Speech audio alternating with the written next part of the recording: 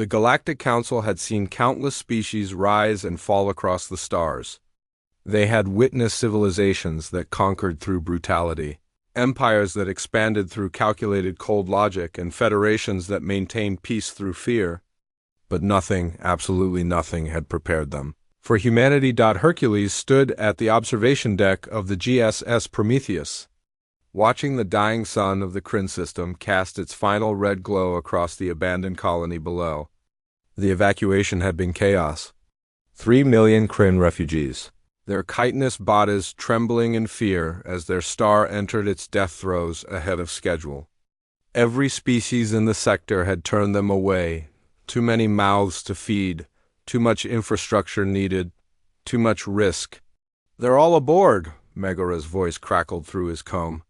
His co-pilot, his partner for 5 years of deep space missions, sounded exhausted. "Every single one. We're at 340% capacity." Hercules smiled despite the crushing gravity of their situation. "Then let's get them home." The Council had been explicit. Humanity was forbidden from interfering. The Kryn were not part of any protected treaty. Their system was in contested space. Saving them could spark an interstellar incident. Humanity had said one word in response. "Watch." Act 1. The strangers burdened the Kryn called her the Mad Human. Ambassador Sala of the Veering Concordat called her a criminal. The history books would call her a hero. Megara had been on a routine supply run to station Kepler 442 when she'd encountered the Kryn child barely the size of her forearm, separated from its clutchmates during a pirate raid. The station authorities had been clear. Kryn were not their problem. Resources were stretched. The child would be processed and sent to a labor camp on the rim. She'd looked at those compound eyes, seen the terror in them, and made a choice that would change everything. Megara had smuggled the child aboard her ship, used her entire savings to buy passage for 23 other Kryn orphans she'd found in the station's underbelly, and flown them across 3 hostile territories to a human colony that had no idea they were coming. When she'd landed, the colonists had stared at the ragged, starving aliens emerging from her cargo hold. Then someone, an old woman named Chun, had simply said, "They look hungry.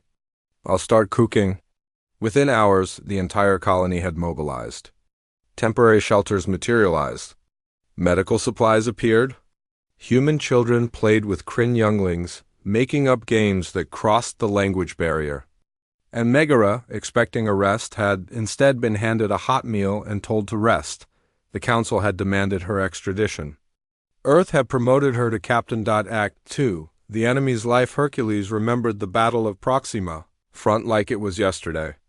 The Jathic swarm had been humanity's enemy for 15 years, a brutal, hive-mind species that viewed all other life as either food or obstacles. They'd glassed 7 human colonies. The hatred ran deep. Then came the day their command ship was crippled, bleeding atmosphere and tumbling toward Proxima Centauri B's crushing gravity. 3,000 Jathic warriors, helpless, their psychic screams of terror echoing across the mental frequencies. High Command's order had been clear: let them burn. It was justice. It was tactical. It was war. Hercules had been part of the fighter squadron watching the ship fall. He'd lost friends to the Jathic. His own brother had died at the Colony 7 massacre. Every fiber of his being screamed for revenge. Then he'd heard himself say, "Squadron, form up." "We're going in, sir?" His wingman had responded, confused. "Tractor beam formation. We're catching that ship."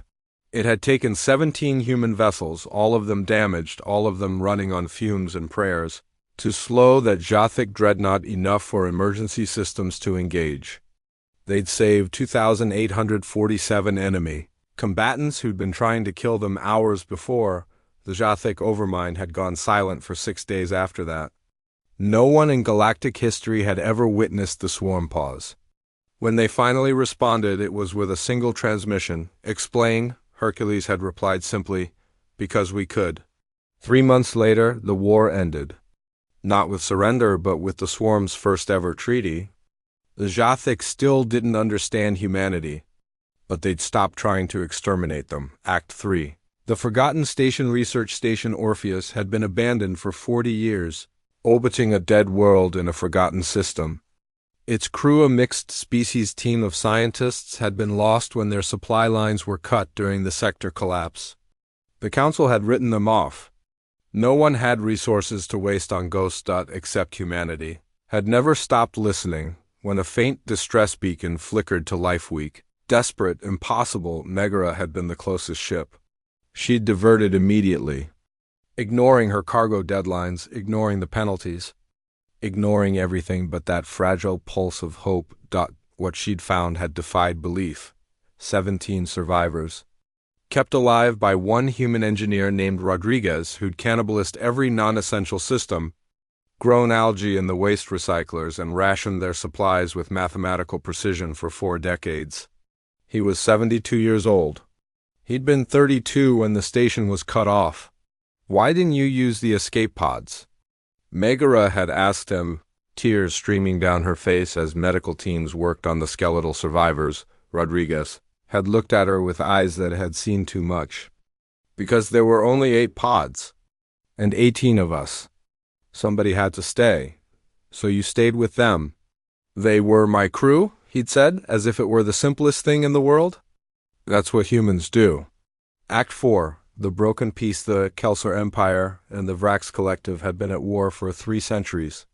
Generations had been born, lived, and died knowing nothing but hatred of the other. Their frontier was a charnel house of burned worlds and broken dreams. Then a human diplomatic vessel had arrived, carrying neither weapons nor demands. Just Hercules and a small team, unarmed, offering to mediate. Both sides had laughed, then tried to kill them. Then, when the humans kept returning, kept offering peace, kept treating ancient war criminals with dignity, kept believing that reconciliation was possible, something extraordinary happened. Hercules had sat with the Kelser Grand Marshal, a being responsible for the deaths of billions, and asked a simple question. What did you dream of becoming when you were young, before the war? The Marshal had been silent for a long moment. Then, quietly, a gardener. I wanted to grow the crystal flowers of my homeworld. Then let's end this war, Hercules had said, so you can. It took 2 years. 2 years of Hercules and his team shuttling between both sides, absorbing hatred and threats, surviving 3 assassination attempts, never giving up. 2 years of treating beings who'd committed atrocities as people, who could still choose differently. The peace accords were signed on a human vessel. Both sides wept. And Hercules, when asked why humanity had risked so much for people who'd never been their friends, had simply said, because peace is always worth the risk. Act 5. The Gift Megara's final mission changed the galaxy forever. The Orcs were dying. Their immune systems, evolved in isolation, couldn't handle contact with galactic bacteria. First contact had been a death sentence for them, not through malice, but through biology. Within a decade, they'd be extinct. The Council had offered sympathy. Other species had offered prayers. Humanity had offered something else. Their genome. The medical team had worked for 3 years, led by Megara, who'd retrained as a xenobiologist specifically for this project. They'd mapped human immunity, isolated the genes responsible, adapted them for Orcs' biology. It was unprecedented. It was impossible. It was humanity refusing to accept that some problems couldn't be solved when the treatment worked. When the first Orcs' child was born with hybrid immunity that would save her species, the Orcs' matriarch had asked Megara a question that echoed across the stars. Why would you give us your genetic legacy? Why share what makes you strong? Megara had smiled, thinking of Rodriguez on his station, of Hercules saving his enemies, of an old woman named Chun saying, I'll start cooking. Because, she'd said, kindness isn't about keeping what makes us strong to ourselves. It's about making everyone stronger. That's what humanity does. That's who we are. The Galactic Council had been wrong about humanity.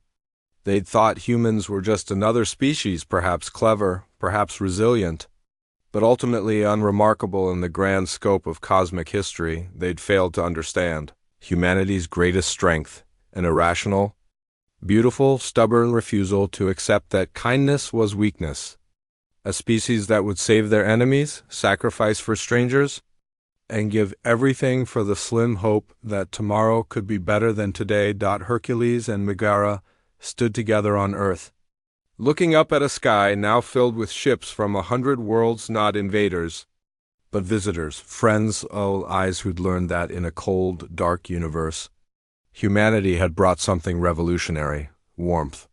"Do you think it'll last?" Hercules asked. "This peace we've built?" Megara took his hand, thinking of all the impossible things they'd accomplished simply by refusing to give up on each other. "As long as we keep choosing kindness," she said, "we have a chance." And across the stars, in 1,000 languages, 1,000 species who'd been touched by human kindness whispered the same truth: humanity indeed. Fuck yeah.